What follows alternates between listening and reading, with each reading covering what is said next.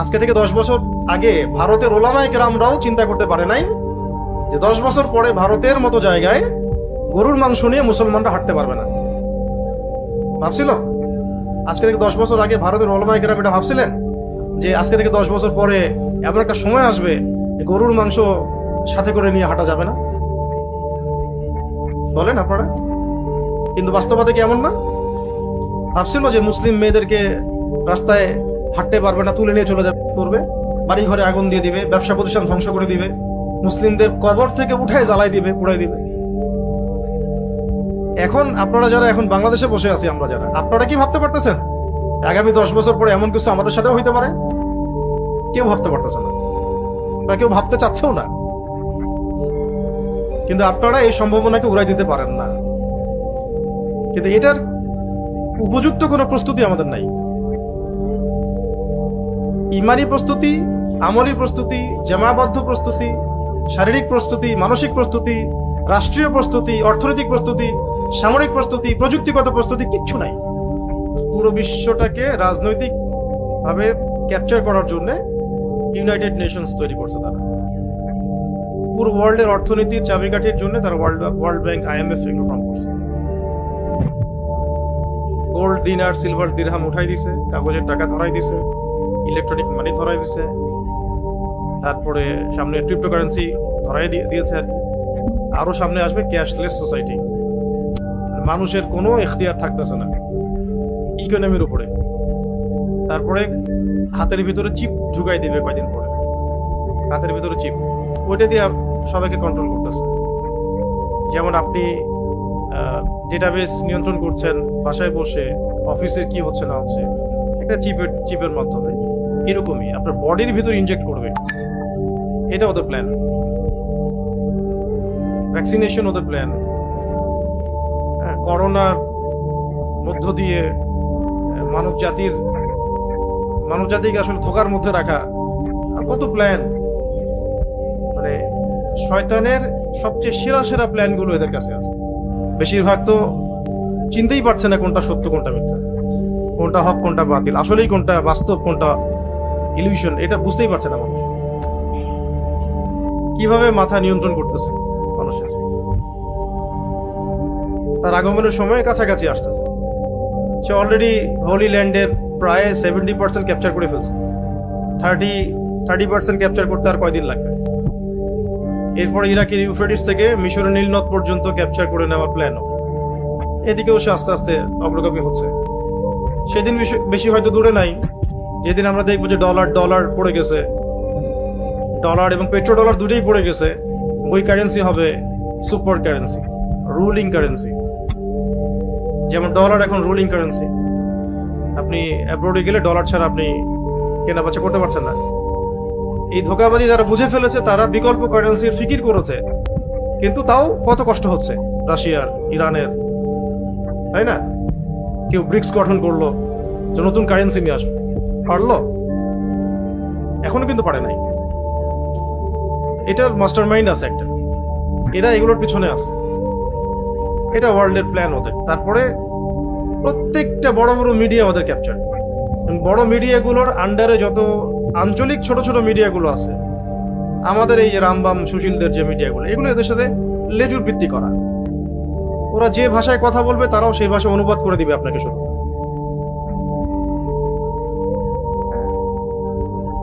সারা দুনিয়া গারাত হয়ে যাক, এদের কোনো মাথা ব্যথা নাই। আপনারা বুঝতে পারতেছেন না যে কিসের ভিতরে রাখা হয়েছে আপনাদেরকে আর আমাদেরকে। সবকিছু পরিকল্পিত, কোনো কিছু অপরিকল্পিত না। এবং আমাদের মগজ নিয়ে খেলা হচ্ছে। তারপরে যত বড় বড় প্রযুক্তিগুলা যার ধার কাছে আমাদের চিন্তা নাই, সেগুলো ওরা ক্যাপচার করে বসে আছে।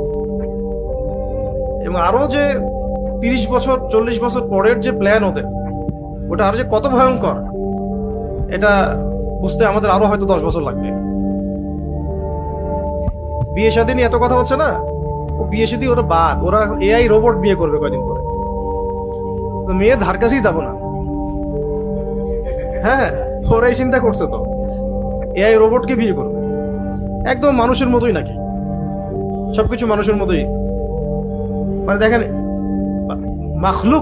মাখলুক সৃষ্টি করার মতো চ্যালেঞ্জ তারা নেওয়ার চেষ্টা করছে, আমরাও সৃষ্টি করবো। নাউজুবিল্লাহ। তো পয়েন্ট এটা না, অন্য পয়েন্টে যাবো আর কি, বোঝানোর জন্য বলছি। এইভাবে প্রযুক্তির এমন একটা জায়গায় তারা চলে যাচ্ছে দিন দিন, সামনে স্পেস ওয়ার হয়তো দেখতে পারবেন। স্পেস ওয়ার এখন যেমন মিসাইল ওয়ার গুলো দেখছেন, স্পেস নিয়ে ওদের গন্ডগোল হবে সামনে। কে চাঁদ দখল করবে, কে মঙ্গল দখল করবে, এগুলা। ইন্না ইয়াজুজ ওয়া মাজুজ মুফসিদুনা ফিল আরদ। আমি কিন্তু বলছি না যে এরা ইয়াজুজ মাজুজ, খাসলতটা বললাম। ইয়াজুজ আর মাজুজ কি করতো? পুরা দুনিয়াতে খালি ফাসাদ সৃষ্টি করতো। এবং এই কাজগুলো করার মধ্য দিয়ে তারা বলবে যে আমরা তো ইসলাহকারী, আমরা তো শুধু ইসলাহের জন্য এই কাজগুলো করছি। وَإِذَا قِيلَ لَهُمْ لَا تُفْسِدُوا فِي الْأَرْضِ قَالُوا إِنَّمَا نَحْنُ مُصْلِحُونَ। যখন ওদেরকে বলা হবে যে জমিনে ফাসাদ সৃষ্টি করো না, তারা বলবে আমরা তো ইসলাহকারী, সংশোধনের জন্য কাজগুলো করছি। এরপরে গেল আপনার ফাইন্যান্স, টোটালি ওদের দখলে। ভাগ্য ভালো আল্লাহ রাব্বুল আলামিন মুসলিমদেরকে কিছু প্রেশিয়াস মানে উপকরণ দিয়েছেন ট্রেডের, গোল্ড, ব্ল্যাক গোল্ড, অয়েল আর অন্যান্য গ্যাস, খনিজ পদার্থ ইত্যাদি। না হলে মনে হয় যে আজকে আমাদের মুসলিম কান্ট্রিগুলো যতটুকু স্বাবলম্বী অবস্থা আছে এইটুকু হয়তো থাকতো না। এবং ওয়ার্ল্ড ওয়াইড ধোঁকাবাজি, ইকোনমিক ধোঁকাবাজি। শ্রম আপনি দিবেন, সময় আপনি দিবেন, ভোগ করবে তারা। প্রত্যেকটা ক্ষেত্রে জুলুম জুলুম। এভাবে প্রযুক্তিগত উৎকর্ষ বলেন, সামরিক বিষয় না হয় নাই বললাম, কোন জায়গায় তারা গেছে এটা আপনারা সবাই ভালো করে জানেন। দেখা যাচ্ছে অনেক বড় বড় কান্ট্রি তাদের সামনে 7 দিন যুদ্ধ করতে পারছে না। আবার যারা ইমানদার তারা 20 বছর যুদ্ধ করছে। তো এইরকম একটা জায়গায় বিশ্ব দিন দিন আগাচ্ছে এবং এটার আঞ্চলিক প্রভাব পড়ছে। বিশ্বটাকে একটা চেইনের মধ্যে সে গেঁথে ফেলছে এবং এটার প্রভাব আমাদের এই সাবকন্টিনেন্টের মধ্যেও পড়বে। এরা যেহেতু একই চেইনে গাথা, এবং মোনাফেকরা অবশ্যই, আরবের মোনাফেকরাও, সেহেতু প্রত্যেকটা জায়গায় ওদের কন্ট্রোল আছে। দ্যাটস ওয়াই আপনি দেখবেন যে ইসরায়েল যেমন গ্রেটার ইসরায়েল প্ল্যানে হাঁটছে, সেরকম ইন্ডিয়াও বলছে যে আমরা অখণ্ড ভারত চাই। সেম ট্যাকটিক, আমরা অখণ্ড ভারত চাই, মানে বাংলাদেশ, শ্রীলঙ্কা, ভুটান, পাকিস্তান সব নিয়েও একটা অখণ্ড ভারত করবে। কাল্পনিক স্বপ্ন দেখতেছে আর কি। গরুর মূত্র আর গোবর বেশি বেশি খাইলে মাথায় এরকম নেশা চড়ে। অখণ্ড ভারত করবে, এটা প্ল্যান ওদের। এদের একটা প্ল্যান, কিন্তু ওদের কিন্তু ওই ক্যাপাবিলিটি নাই যেটা আছে। আর এখানে দেখেন আপনি যে মুসলিমদের কবরস্থানে আগুন দিচ্ছে, বাড়ি ঘর জ্বালাই ফেলতেছে, বলতেছে রামরাজ্য কায়েম হয়ে গেছে। আপনারা কি ডটস মিলাইতে পারতেছেন? যে জিনিসটা মধ্যপ্রাচ্যে চলছে, এগুলোর প্রভাব এই সাবকন্টিনেন্টেও লাগবেই লাগবে, আজ হোক আর কাল হোক। যতই এড়ায় যেতে চান পারবেন না। একটাই রাস্তা, তো দুইটা রাস্তা আর কি। একটা হলো ওদের সাথে দাসত্ব করা, ওদের দাসত্ব করে পা চাটা, যেটা কখনো কখনো ক্ষেত্র বিশেষে সরকার করলেও জনগণ চায় না। বহু ক্ষেত্রে সরকার বিভিন্ন জায়গায়, গভর্নমেন্ট যদিও অ্যালায়েন্স করে, বন্ধুত্ব করে ফেলে, সমঝোতা করে ফেলে, জনগণ ইমানদাররা চায় না এটা, তখন কনফ্লিক্ট তৈরি হয়। আরেকটা রাস্তা হলো এদের সাথে প্রতিরোধের ভাষায় কথা বলা, যে ভাষায় তারা কথা বলবে সেই ভাষায় রিপ্লাই দেওয়া। এগুলো এড়িয়ে যাওয়ার কোনো সুযোগ নেই সামনে। আজকে থেকে 10 বছর আগে ভারতের ওলামায়ে কেরামরাও চিন্তা করতে পারে নাই যে 10 বছর পরে ভারতের মতো জায়গায় গরুর মাংস নিয়ে মুসলমানরা হাঁটতে পারবে না। ভাবছিল আজকে থেকে 10 বছর আগে ভারতের ওলামায়ে কেরাম এটা ভাবছিলেন যে আজকে থেকে 10 বছর পরে এমন একটা সময় আসবে গরুর মাংস সাথে করে নিয়ে হাঁটা যাবে না? বলেন আপনারা। কিন্তু বাস্তবতা কি এমন না? ভাবছিল যে মুসলিম মেয়েদেরকে রাস্তায় হাঁটতে পারবে না, তুলে নিয়ে চলে যাবে, করবে, বাড়ি ঘরে আগুন দিয়ে দিবে, ব্যবসা প্রতিষ্ঠান ধ্বংস করে দিবে, মুসলিমদের কবর থেকে উঠায় জ্বালাই দিবে, পুড়াই দিবে। এখন আপনারা যারা এখন বাংলাদেশে বসে আছি, আমরা যারা, আপনারা কি ভাবতে পারতেছেন আগামী 10 বছর পরে এমন কিছু আমাদের সাথেও হইতে পারে? কেউ ভাবতে পারতেছে না। বা কেউ ভাবতে চাচ্ছেও না। কিন্তু আপনারা এই সম্ভাবনাকে উড়াই দিতে পারেন না। কিন্তু এটার উপযুক্ত কোনো প্রস্তুতি আমাদের নাই। ইমানি প্রস্তুতি, আমলি প্রস্তুতি, জামাবদ্ধ প্রস্তুতি, শারীরিক প্রস্তুতি, মানসিক প্রস্তুতি, রাষ্ট্রীয় প্রস্তুতি, অর্থনৈতিক প্রস্তুতি, সামরিক প্রস্তুতি, প্রযুক্তিগত প্রস্তুতি কিচ্ছু নাই। আছে কে দুটা বিয়ে করলো আর কোন মাদ্রাসায় কি হইল। ভাবখানা এমন যে স্কুলে কখনো কিছু হয় নাই, কলেজে কিছু হয় না, হ্যাঁ সেকুলার জায়গাগুলোতে কিছু হয় না, যত দোষ মাদ্রাসা আর হুজুরে। এমন ভাবে হুজুরকে হাইলাইট করা হচ্ছে, মনে হচ্ছে সে যেন জিনা করছে। জুলাই নাই, গায়েব। ইসলাম একটু শক্তিশালী অবস্থায় আসবে একটা সম্ভাবনা তৈরি হয়েছিল, সেটাও নাই হয়ে গেল। ঐক্য, মুসলিমদের ঐক্য ভ্যানিশ হয়ে গেল। ব্যালট বাক্সের চারপাশে সবাই নিজের গন্তব্য হারায় ফেললো। কত বড় বড় সিংহ ওই ব্যালটের নেশায় পড়ে বিড়াল হয়ে গেল। ইসলামী দলদের ঐক্য নষ্ট হয়ে গেল। হাদি ভাইকে মানুষ ভুলে গেল। ওই ছেলেটাকে ওই যে রাস্তায় পিটাই মারছিল প্রথমে, একটা ছেলেকে শোয়ায় একদম থেতলা করে দিল মাথায়, ইস্যু গায়েব হয়ে গেল। তারপরে কতগুলো বলবেন আপনি, কতগুলো বলবেন? সব বাদ। এখন এইভাবে মিডিয়া দিয়ে পরিকল্পিতভাবে আমাদের ব্রেইনগুলোকে ওয়াশ করা হচ্ছে। নির্দিষ্ট মূল যেটা লক্ষ্য, যে এই জমিনটা আমাদের, এই জমিনে আমাদের কাজ হচ্ছে নিজেরা আল্লাহ পাকের দিন পালন করব এবং এই দিনটাকে প্রতিষ্ঠা করার চেষ্টা করব, এখান থেকে সরাই দেওয়া। ব্যাস একটা একটা আলোড়ন সৃষ্টি হলে পরেই এরকম কিছু না কিছুকে সামনে নিয়ে আসা হয়। আর মাশাআল্লাহ আমাদের জাতিটাও মাশাআল্লাহ সুবহানাল্লাহ মারাত্মক লেভেলের লাজবাব। যে ভাবখানার মধ্যে সবাই নিজের আল্লাহর ওলি, তাদের কোনো গোনা তো নাই। যত বুজুর্গ সব তো ফেসবুকেই থাকে।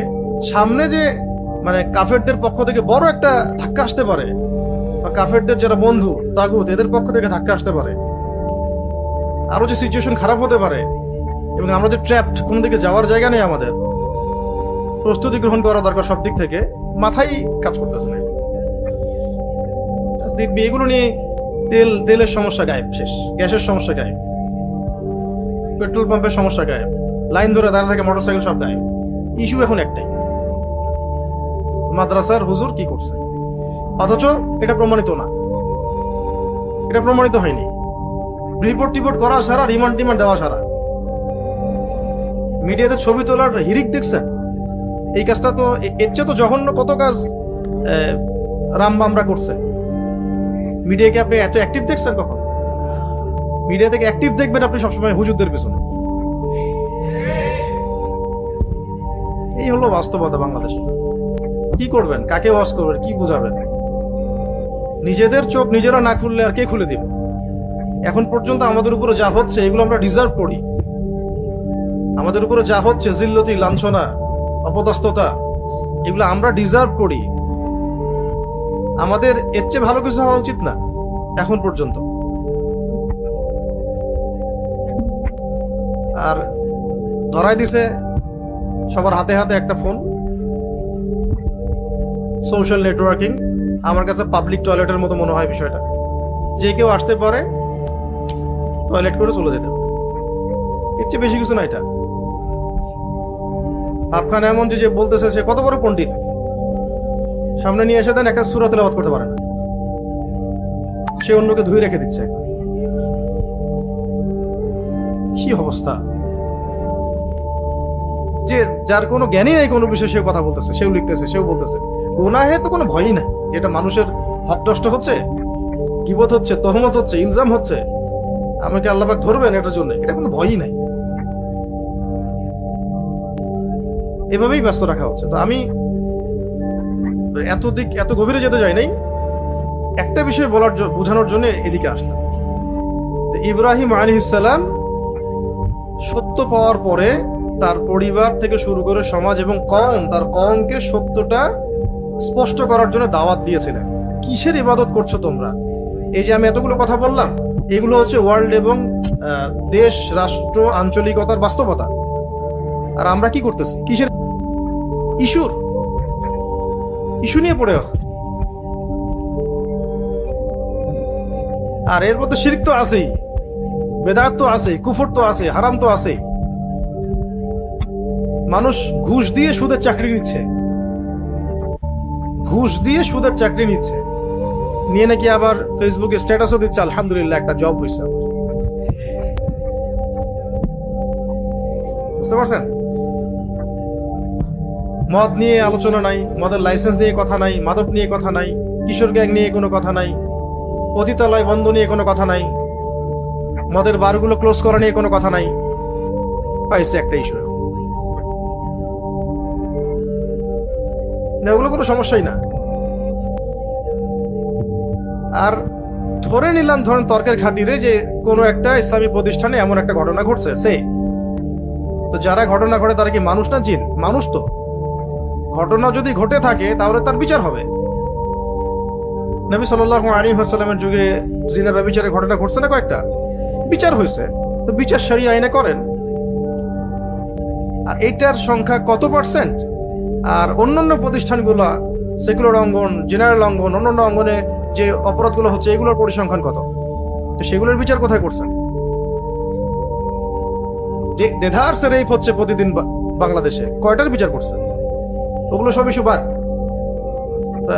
দিনই একটা প্রতিষ্ঠান একটা ঘটনা ঘটেছে, সব প্রতিষ্ঠান বন্ধ করে দাও, ইস্যু এটা পাইছে, ওটাকে কেন্দ্র করে সব প্রতিষ্ঠান কি করো? বন্ধ করে দাও। এগুলো কাদের ভাষায় কথা বলতেছে?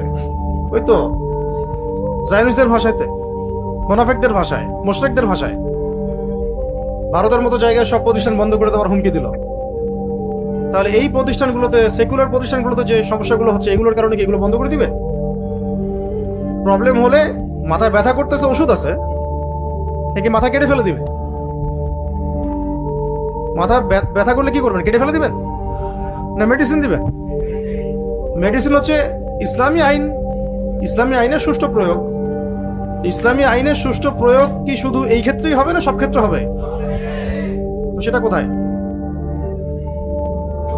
এইরকম মানে। আর আমাদের সমাজে একটা সাইকোলজি তৈরি করা হয়েছে যে যদি কেউ দাড়ি টুপি পাগড়ি জুব্বা পড়ছে, এখন আপনাকে যদি 10টা চর মারে এটা ঠিক আছে, আপনি কাউন্টার একটা চর মারছেন, আপনি হুজুর হয়ে চর মারলেন, আপনি এত অমানবিক। ইসলাম এই শিখে আপনাকে? আপনি জানেন না নবী সাল্লাল্লাহু আলাইহি ওয়াসাল্লাম কত কোমল ছিলেন? এত মুনাফিকের মুনাফিক সব, এত বড় বড় সুবিধা। এখন আমি তো বাধ্য হয়ে কিছু কথা বলতে পারতেছি না, এটা আমার অপারগতা। তবে আমি আস্তে আস্তে কিছু বিষয় আপনাদেরকে জানাই দিব ইনশাআল্লাহ, যাতে ভবিষ্যতে আপনাদের জন্য দিনের কাজ করতে সুবিধা হয়। কারণ আমাদের এখন প্রয়োজন, আমাদের এখন প্রয়োজন হচ্ছে প্রত্যেকটা মানে অঞ্চলে, অঞ্চল বলতে বোঝাচ্ছি এলাকায়, পাড়ায়, মহল্লায়, গ্রামে গঞ্জে মুখলেস দায়ী তৈরি করতে হবে। মুখলেস দায়ী 1 জন 2 জন 10 জন 20 জন ভাই দিয়ে, অ্যাক্টিভিস্ট দিয়ে আপনি এটা করতে পারবেন না। বাংলাদেশে যা দরকার সেটা করতে পারবেন না। আর আমি যোগ্যতা বলতে ফেসবুক, অনলাইনের যোগ্যতাকে বোঝাচ্ছি না, কখনোই না। এটা যোগ্যতার কোনো মানদণ্ডই না। বহু অ্যাক্টিভিস্টকে আমরা দেখছি যে একামত দিতে ভয় পায়, ভয়ে লজ্জায় দিচ্ছে না, কারণ তার উচ্চারণ সহি না, তিলাওয়াত ঠিক মতো করতে পারে না, ভয় একামত দিচ্ছে না, তিলাওয়াত করতেছে না, ইমামতি করতেছে না। এইগুলোকে মানদণ্ড মনে করবেন না। ক্লাসিক্যালি পড়তে হবে এবং ক্লাসিক্যালি যোগ্য হতে হবে, তারপরে আপনি দায়ী হন, অ্যাক্টিভিস্ট হন, যে কোনো প্রফেশনে থাকেন, দিনের কাজ করেন, সমস্যা নেই। আমাদের এরকম শত শত হাজার হাজার লক্ষ লক্ষ দায়ী তৈরি করতে হবে, তারপরে রেভলিউশন আসবে। এই যে ইব্রাহিম আলাইহিস সালাম যেটা বলছেন, ইয ক্বালা লিআবিহি ওয়া কওমিহি মাযা তা'বুদুন, এটা আপনাদেরকে বলতে হবে যে তোমরা কিসের ইবাদত করতেছো, কিসের পিছনে ছুটতেছো তোমরা। পুরো নেশন ছুটতেছে একটা আল্লাহ বিরোধী ইয়ার দিকে, কনসেপ্টের দিকে, তাগুতের দিকে,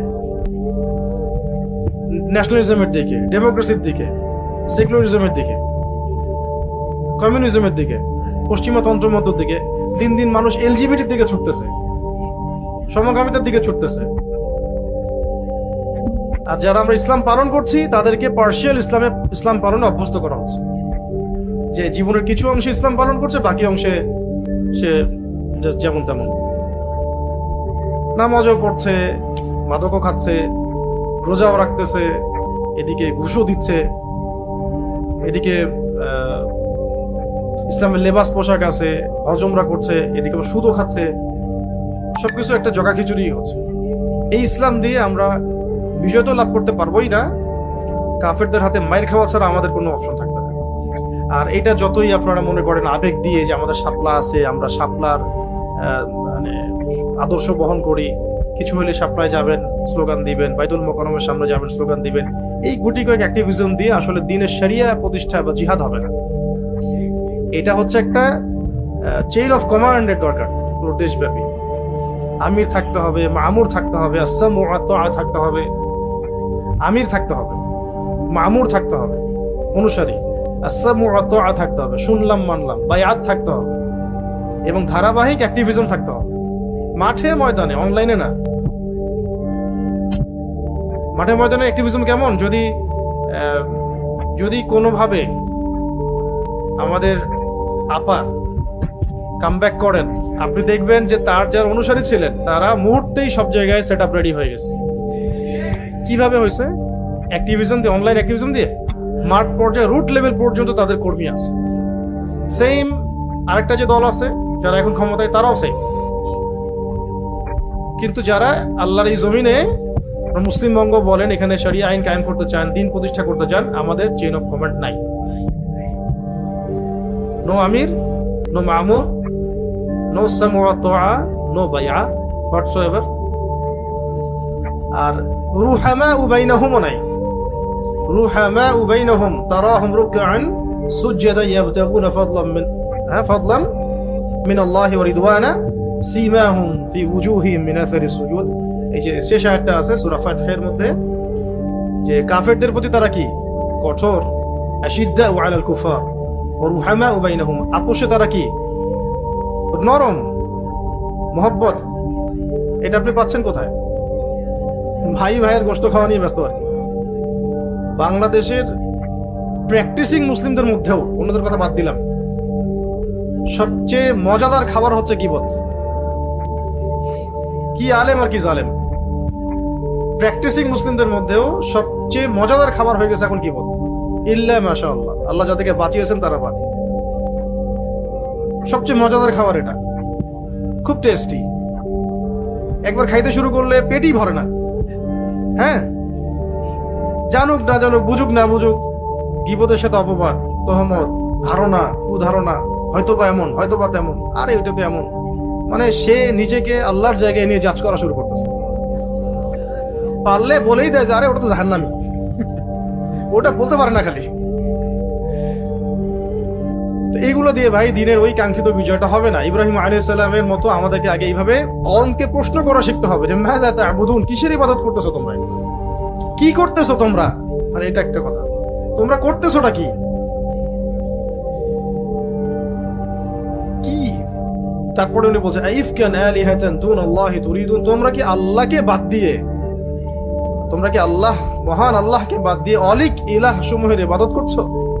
প্রশ্নটা এমন, তোমরা আল্লাহকে বাদ দিয়ে কি মিথ্যা অলিক ইলাহ এগুলোর ইবাদত করছো? ওই সময় তারা ইবাদত করছিল কিসের? মূর্তির, নক্ষত্রের, চাঁদের, সূর্যের, গাছপালার, প্রকৃতির ইত্যাদি। আবু জাহেলের সময় কি হচ্ছে? লাত, উজ্জা, হবল, মানাত, এইগুলাই। এখন কি হচ্ছে এই সময়ের সাথে মিলান? এখন তো এরকম শিরক হচ্ছেই, আবার কবর পূজা, মাজার পূজা এগুলো আছে, আবার তন্ত্রমন্ত্রের পূজাও আছে, বিভিন্ন তন্ত্রমন্ত্রের পূজা, যেগুলো আল্লাহ বিরোধী তন্ত্রমন্ত্র আছে না? এটাও প্রশ্ন করতে হবে এই কওমকে, আইফকান আলিহাতান দুনাল্লাহি তুরিদুন, তোমরা কি আল্লাহকে বাদ দিয়ে, আল্লাহর বিধান, আল্লাহর আইন, আল্লাহর শরিয়া এগুলো বাদ দিয়ে মানব রচিত তন্ত্রমন্ত্রের পূজা করতেছো? এই প্রশ্ন আমাদেরকে করতে হবে। তারপরে ফামা যান্নুকুম বিরাব্বিল আলামিন, রব্বুল আলামিন সম্পর্কে তোমাদের কি ধারণা? রব্বুল আলামিন সম্পর্কে তোমরা কি ধারণা রাখো? তোমরা কি ধারণা রাখো যে তিনি শুধু নামাজের রব, রোজার রব, যাকাতের রব, রাজনৈতিক, সামাজিক, অর্থনৈতিক এইসব হেদায়েতের রব তিনি নন? ওটা মানা হয় কোথায়? কোথায় মানা হয়? বেশিরভাগ মানুষ আমাদের দেশে ব্যক্তিগত জীবনে আল্লাহকে মানি, আল্লাহর বিধানকে মানি, যারা মানার চেষ্টা করি, কিন্তু রাজনৈতিক জীবনে গিয়ে, অর্থনৈতিক জীবনে গিয়ে, সামাজিক জীবনে গিয়ে আমরা আল্লাহ পাকের বিধানটা মানি না, পরোয়াই করি না। বেশিরভাগ পরোয়াই করি না। মানতেই চায় না যে আসলে আল্লাহ পাকের পক্ষ থেকে এই ক্ষেত্রেও বিধান আছে। সরাসরি তো বলে দেয় কেউ কেউ যে আমরা শরিয়া আইন টাইন মানি না। কেউ বলে দেয় ইসলামী লেবাস নিয়ে নাম নিয়ে বলে দেয় আমরা তো শরিয়া আইন প্রতিষ্ঠা করতে চাই না, সরাসরি বলে দেয়। তো কি প্রতিষ্ঠা করতে চান আপনি? তাগুত, আল্লাহ বিরোধী আইন? আল্লাহর আইনের বাহিরে ইনসাফটা আছে কোথায়? যে ইনসাফের কথাটা বলা হয় যে আমরা ইনসাফ প্রতিষ্ঠা করতে চাই, ইনসাফটা কোত্থেকে আনবেন আপনি? ফরাসি বিপ্লব থেকে নাকি চে গুয়েভারের আন্দোলন থেকে, নাকি মার্কসের দর্শন থেকে, না স্টেলিন থেকে, নাকি মাও সেতুং থেকে, না মুসোলিনি থেকে? কোত্থেকে আনবেন ইনসাফটা? আনবেন কোত্থেকে? ইনসাফ আছে কোথায়? কোরআনে হাদিসে। তাহলে আপনি এটা বলতে ভয় পাচ্ছেন যে আমি শরিয়া আইন কায়েম করতে চাই না।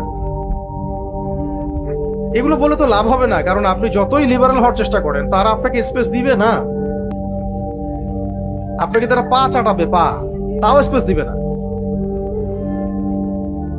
এখানে লড়াইটা আরো 100 গুণ কঠিন। কেন?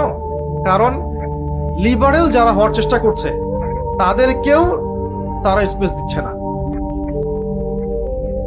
কারণ ভয়ে, যদি লিবারেলিজম নিয়েও এসে যদি ইসলামের কিছু বাস্তবায়ন করে দেয়, ভয়ে।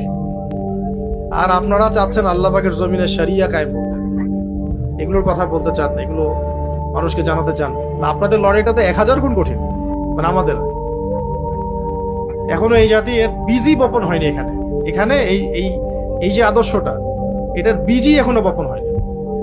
ধরে নেন যে এখন থেকে আপনাকে মিনিমাম 10-20 বছর দাওয়াতের কাজ করতে হবে। তাও আপনাকে আমাকে একা না, সবাই মিলেই করতে হবে। তারপরে একটা কম হয়তো তৈরি হবে ইনশাআল্লাহ, যারা আল্লাহর জমিনে আল্লাহর দিন চায়। আর এই ভাইদের যাদের কথা বলছি তাদেরকে আপনি অবজ্ঞা করবেন না, তাদেরকেও আমাদের শক্তি হিসেবে কাজে লাগাতে হবে। তারা তো অমুসলিম না, ঠিক আছে? এবং দাওয়াতের কাজটা সব মহলেই করতে হবে, সব মহলেই। কে জানে কোন তাগুতপন্থী থেকেই দেখা যাবে যে ওমর রাদিয়াল্লাহু আনহুর মতো একজন সাহাবীর মতো মানুষ বের হয়ে আসতেছেন। সাহাবীর মতো বলতে বোঝাচ্ছি যে ওই আদর্শের, যেমন ওমর রাদিয়াল্লাহু আনহু দারুন নাদওয়া থেকে বের হয়ে আসলেন না, বের হয়ে এসে ইসলামের বরিষ্ঠ সৈনিক হয়ে গেলেন, খোলাফায়ে রাশেদাদের মতো অন্তর্ভুক্ত হয়ে গেলেন, প্রকাশ্যে ইসলামের দাওয়াত শুরু হয়ে গেল, একাই পুরো 100 জনকে চ্যালেঞ্জ করা শুরু করলেন। এরকম বহু মানুষ বের হয়ে আসবে ইনশাআল্লাহ, যারা এখনো হয়তো যারা দেখা যাবে তাগুতের কোনো বাহিনীতে আছে, অথবা কোনো পলিটিশিয়ান মানে পলিটিক্সের মধ্যে আছে, অথবা হারামের মধ্যে আছে, অথবা আল্লাহ দ্রোহী কোনো মতবাদের মধ্যেই আছে, এমনকি নাস্তিকও আছে, সেও হয়তো বের হয়ে আসবে। দাওয়াত সব মহলেই দিতে হবে। ফামা যন্নুকুম বিরাব্বিল আলামিন। এরপরে আয়াতে এসেছে 88 নম্বর আয়াতে, ফানাযারা নাযরাতান ফিন নুজুম। এবার তিনি ওই নক্ষত্রের দিকে তাকালেন, নজর দিলেন, নক্ষত্র তারকারাজিগুলোর দিকে তাকালেন। কে? এবং বললেন ফাকালা ইন্নী সাকিম, এবং বললেন যে আমি অসুস্থ, আমি অসুস্থ। কখনকার ঘটনা বুঝতে পারছেন তো? ওটা তো ব্যাখ্যা করছি না। ওই যে পূজা ইয়া হবে, মেলা হবে, ওটা তো জানেন তো আপনারা। হ্যাঁ, তুমি যাবা কিনা, ওইটা শর্টকাটে বলা হচ্ছে এখানে আর কি, সামারি করে। ফানাযারা নাযরাতান ফিন নুজুম ফাকালা ইন্নী সাকিম। তিনি তারকার রাজির দিকে তাকালেন, বললেন যে আমি অসুস্থ। সত্যি কথা বলতে চতুর্দিকে যখন আপনি গুনাহ দেখবেন, শিরক দেখবেন, কুফর দেখবেন, পাপ আর পাপ, এই যে আমাদের কওম ইস্যু নিয়ে দিশেহারা, আপনিও বলবেন যে আমি অসুস্থ। আমি কি ভাই, আমি আকাশের দিকে তাকায় বলবেন যে আমি তো অসুস্থ। বুঝতে পারছেন কথাটার মানে গভীরতা কোথায়? উনি কিন্তু ফিজিক্যালি এখানে অসুস্থতা বুঝান নাই, ওনার মন ভালো নাই। আমি মেন্টালি এখনো সিক না, মানে আমি মেন্টালি সাউন্ড না, আমি ভালো লাগছে না এগুলো আমার। এটা এড়িয়ে যাওয়ার জন্য, সব ফিতনাগুলো এড়িয়ে যাওয়ার জন্য তিনি বলেছেন আমি অসুস্থ। এটা মিথ্যা কথা না, কিন্তু এটা কৌশল করা। চতুর্দিকে গান বাজতেছে ধুম ধারাক্কা, আপনি কি করবেন? এখানে পার্টিতে আপনি বলবেন যে আমি ভাই অসুস্থ আছি, তোরা যা। এরকম না, আপনি মেন্টালি অসুস্থ, মানসিকভাবে আপনি ভালো নাই, কারণ আপনার মনটা সায় দিচ্ছে না। এটা একটা খুব ভালো একটা আয়াত, মানে খুব চমৎকার একটা আয়াত। কিন্তু এরকম সিচুয়েশনে মুমিনরা পড়বেই এই ফিতনার জামানায়। কারণ বলতে আপনি বাধ্য হবেন যে আমি অসুস্থ। আমি পারবো না। তো এরপরে ফাতাওয়াল্লাউ আনহু মুদবিরিন, ফাতাওয়াল্লাউ আনহু মুদবিরিন, এরপর তাকে রেখে তারা সবাই চলে গেল। তাকে বলতে কাকে? ইব্রাহিম আলাইহিস সালামকে রেখেই তারা চলে গেল। যখন আপনি আপনার জায়গায় অটল থাকবেন, তারা আপনাকে ছেড়ে দিবে। আপনি কনফ্লিক্টে যান নাই, বলেছেন যে আমি এসবের সাথে একমত না, আপনারা যান, পড়েন, আমি অসুস্থ, চলে গেছে ওরা। এবার তিনি যেটা করলেন, ফারাগা ইলা আলিহাতিহিম, এবার তিনি ফারেক হলেন। ফারেক হলেন মানে হচ্ছে কি হলেন? নিজের, হ্যাঁ, ফারেক হলেন মানে অবসর পেলেন এমন না, মানে তিনি পুরোপুরি সন্তর্পণে ধীরে সুস্থে প্ল্যান করে দেবতাগুলোর দিকে গেলেন। দেবতাগুলো বলতে ওই যে ওই সময়কার যে মূর্তিগুলা। ফাকালা আলা তাকুলুন, এবার গিয়ে তাদেরকে বলছেন যে আলা তাকুলুন, তোমরা এগুলো খাবা না? দেবতাগুলোকে বলছেন ফাকালা আলা তাকুলুন, তোমরা এগুলো খাবা না? খাবারগুলো খাবি না তোরা? এইভাবে বললে আবার আমাদের অনেক সুশীল বের হয়ে যাবে। আপনি কি দেবতাদেরকে গালি দিলেন? হ্যাঁ, ধর্মীয় অনুভূতিতে আঘাত করলেন নাকি? না, বরং আমরা আমাদের কমিউনিটির মধ্যে যে হিন্দু ধর্মাবলম্বী ভাইরা আছেন, ওই অর্থে ভাই বললাম আর কি, আদম সন্তান, শরিয়ার দৃষ্টিকোণ থেকে, ধর্মের দৃষ্টিকোণ থেকে তো ভাই না, আদম আলাইহিস সালামের সন্তান। তো তাদেরকে আমরা বলতে চাই যে এখানে ইব্রাহিম আলাইহিস সালাম যে একটা মূলনীতি অবলম্বন করেছেন, এটা আপনি আপনার দেবতার সামনে গিয়ে করেন। দেবতার সামনে দাঁড়ায় বলেন আলা তাকুলুন, তুমি খাবা না এটা? দেখেন কি অ্যান্সার আসে। তুমি খাবা না? সূরা মারিয়ামে আরো আছে যে হে আমার ইয়া আবাতি, হে আমার বাবা, তুমি লিমা তা'বুদু, তুমি এমন ইলাহের ইবাদত কেন করো? মা লা ইয়াসমাউ, যে শুনে না, মা লা ইয়াসমাউ ওয়া লা ইউবসিরু, এবং দেখেও না। মা লা ইয়াসমাউ, ইয়া আবাতি লিমা তা'বুদু মা লা ইয়াসমাউ ওয়া লা ইউবসিরু ওয়া লা ইউগনি আনকা শাইআ, এবং তোমার কোনো উপকারও করতে পারে না, ক্ষতিও করতে পারে না। এমন ইলার ইবাদত কেন করো? এইভাবে প্রশ্ন আপনিও করেন, যান ইবাদত আপনার ইলার সামনে দাঁড়ান, গিয়ে বলেন আলা তাকুলুন, তুমি কি খাবা না? মা লাকুম লা তানতিকুন, আরো প্রশ্ন করতে, মা লাকুম লা তানতিকুন, হে ইলাহরা তোমাদের কি হলো, তোমরা কথা বলছো না কেন?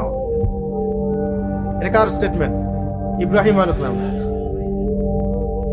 আলা তাকুলুন, তোমরা কি খাবা না এই ভোগ প্রসাদ গুলা? মা লাকুম লা তানতিকুন, কি হইলো, কথা বলো না কেন? কারণ অ্যান্সার আসতেছে না, আবার জিজ্ঞাসা করছে কি হলো, কথা বলো না কেন? আরে খাইতে না পারো, কথা তো বলতে পারবা। খেতেও পারতেছে না, কথাও বলতে পারছে না। সূরা হজের মধ্যে আছে যে মাছিও তাড়াতে পারছে না, গায়ের মধ্যে একটা মাছি বসলে সেটা তাড়াতেও পারছে না, উপকারও করতে পারছে না, ক্ষতিও করতে পারছে না, শুনেও না, দেখে না। আপনারা তারপরে এদের ইবাদত করেন আর বলেন যে এদের আদর্শে রাম রাজ্য কায়েম করবে। একটা প্রাণী, চতুষ্পদ প্রাণী, যাকে আল্লাহ পাক আমাদের জন্য সৃষ্টি করেছেন, তার গোবর আপনারা খাওয়াচ্ছে, আপনাদেরকে তার মূত্র আপনাদেরকে খাওয়াচ্ছে। কোন ধর্ম চিন্তা করছেন আপনি? আপনাদের উচিত হবে, এই হিন্দু ভাইদের উচিত হবে ধর্মগ্রন্থ নিয়ে এই সন্ন্যাসীদেরকে, যারা ধর্মগ্রন্থ চর্চা করে, ওদেরকে চ্যালেঞ্জ করেন গিয়ে, এটা আছে কোথায় আমার ধর্মে, দেখাও। দেখি দেখাইতে পারে নাকি তারা। বরং তাদের ধর্মগ্রন্থ থাকবে যে আল্লাহ একজন, আল্লাহ একজন, তাদেরকে দাওয়াত দেওয়া উচিত। আপনাদেরকে এটা জাহান্নামের পথে নিয়ে যাচ্ছে। ধর্মগ্রন্থ পড়েন, পড়ে আপনাদের ধর্মনেতাদেরকে চ্যালেঞ্জ করেন, হুজুরদের পিছনে লাগাবাদ দিয়ে, যে আমার ধর্মে আছে কোথায় স্ট্যাচু ওয়ার্শিপ করতে হবে। স্ট্যাচু তো শুনেও না, দেখেও না, নড়েও না, চড়েও না, মাছিও দাঁড়াতে পারে না, প্রসাদ দিলে খেতেও পারে না, কথাও বলে না। কিসের ইবাদত করতেছে না? তো ইব্রাহিম আলাইহিস সালাম কিন্তু এগুলো টেস্ট করলেন, শুধু গিয়ে কুড়াল দিয়ে ভেঙে দিয়েছেন এমন না, কিন্তু খেয়াল করে দেখছেন, একটার পর একটা প্রশ্ন করতেছেন। তারপরে ফারাগা আলাইহিম দরবান বিল ইয়ামিন, এবার কথা আর বলিস না, তোর সাথে কথা বলে কি হবে, একদম কুঠার নিয়ে, ডান হাতে কুঠার নিয়ে দরব, মানে মাইশুর করলেন। ফারাগা আলাইহিম দরবান বিল ইয়ামিন, ফারাগা আলাইহিম দরবান বিল ইয়ামিন, এরপর সে, মানে ইব্রাহিম আলাইহিস সালাম এদের উপরে সবলে আঘাত করা শুরু করলেন, সজোরে। ডান হাতের কথা মানে সজোরে আঘাত করা শুরু করলেন। ইব্রাহিম আলাইহিস সালাম এবার এই ওই সময়কার দেবতা যেগুলো ছিল এগুলোর উপর সজোরে আঘাত করা শুরু। এটা আপনি আবার এখন করতে যান না,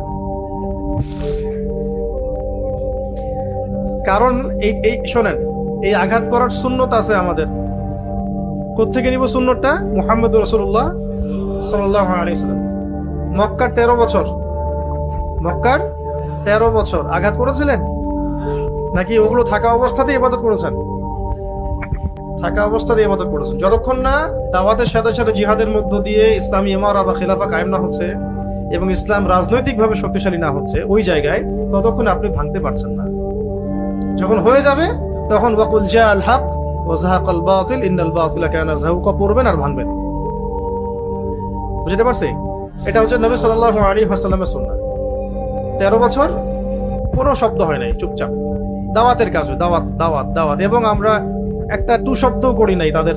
টু শব্দ বলতে তাদের কোনো ইলাহকে গালি দেওয়া হয়নি, কখনোই গালি দেইনি আমরা, শুধু সত্য মিথ্যা স্পষ্ট করা হয়েছে। ওই সময় কোনো রকমের সামরিক বা এরকম আঘাত করা, ভেঙে ফেলা কিছুই করা হয়নি, বরং হিজরত করে চলে যাওয়া হয়েছে। পরবর্তীতে মদিনা ইসলামী রাষ্ট্র কায়েম হয়েছে। এই রাষ্ট্র থেকে আরো দাওয়াত ও জিহাদের মধ্য দিয়ে টেরিটরি এক্সপ্যান্ড করেছে। পরে মক্কা বিজয় হয়েছে। সেই মক্কা বিজয় হওয়ার পরে কোনো মূর্তির অস্তিত্ব রাখা হয় নাই, সবগুলোকে ভেঙে হয়েছে। কারণ ওই জায়গায় তখন মুসলিমদের কর্তৃত্ব প্রতিষ্ঠা হয়েছে। এই জায়গায় কি আপনি আসছেন এখনো? আমাদের মানে কি যে বুঝ সুবহানাল্লাহ সিরাতের, অনেকের আল্লাহ বুঝদান করেন। মক্কা বিজয় না করেই একদম এই মক্কা বিজয়ের মতো ক্ষমা করে দেয়, বলে মাফ করে দিলাম, কারণ মক্কা বিজয় নবী সাল্লাল্লাহু আলাইহি ওয়াসাল্লাম মাফ করে দিয়েছেন। আপনি কি মক্কা বিজয় করছেন যে সবাইকে গণহারে মাফ করে দিলেন? বরং যত বড় বড় ফ্যাসিস্ট জালেম যারা যারা ছিল তাদেরকে ক্ষমার পর ক্ষমাটাই তো অন্যায় হয়েছে। এর ফলশ্রুতিতে নতুন রূপে নতুন শক্তি নিয়ে আবার জালেম এবং জুলুম ফিরে আসবে। জালেম এবং জুলুম নতুন নতুন শক্তি নিয়ে ফিরে আসবে, বিকজ আপনি মক্কা বিজয় না করেই ক্ষমার দিকে গেছেন। ওই ক্ষমা অবশ্য মানে ছাড় দেওয়ার যে মানসিকতা, এটা আবার ইসলামপন্থীদের ব্যাপারে দেখা যায় না। ইসলামপন্থীদের ব্যাপারে ছাড় দেওয়ার মানসিকতা আবার আপনাদের দেখা যায় না। কারণ তাদের ভুল না থাকলেও ভুল বের করা, কিভাবে আন্ডারস্টিমেট করা যায়, কিভাবে লেগে থাকা যায়, কিভাবে ডমিনেট করা যায়, এগুলোই চলতে থাকে। কিন্তু বাস্তবতা কি জানেন? বাস্তবতা হচ্ছে যে অদূর ভবিষ্যতে এই দাড়ি টুপিওয়ালা মোল্লাদের হাতেই আপনাদের বিচার হবে ইনশাআল্লাহ।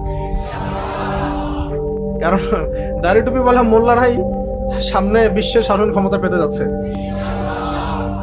এটা শুনলে হাসবে এরা, কিন্তু এটা বাস্তব, এটাই বাস্তব। সেটা আমরা হবো কিনা জানি না। আমাদের যে অবস্থা ইমান আমলের, তাকওয়ার, দ্বীনের বুঝের, হয়তো আমরা সেই দাড়ি টুপি বলা না, কিন্তু দাড়ি টুপি বলা যোগ্য মানুষদের হাতেই আল্লাহ পাক ক্ষমতা দিবেন, এটা নিশ্চিত। আমরা বলছি না আমরাই তারা, আমরা তো আসলে হিসেবেই পড়ি না, কোনো দিক থেকে যোগ্য না। আমরা যোগ্য হলে তো আমরা এতদিন করতামই, যোগ্য হলে তো এতদিন আমাদের হাতে হয়তো চলেই আসতো।